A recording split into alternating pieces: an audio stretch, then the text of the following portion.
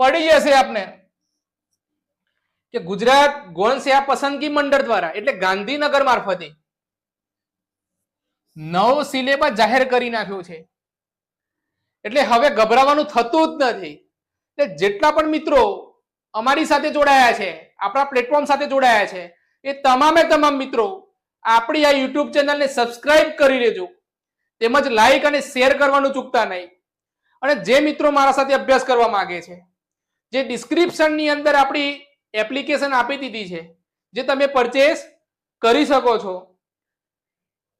જાહેરાત ક્રમાંક છે હવે નજીકના સમયની અંદર એટલે ટૂંક સમયની અંદર મલ્ટીપર્પઝ હેલ્થ વર્કરની ભરતી આવી શકે તેમ છે, જાહેર થઈ જશે.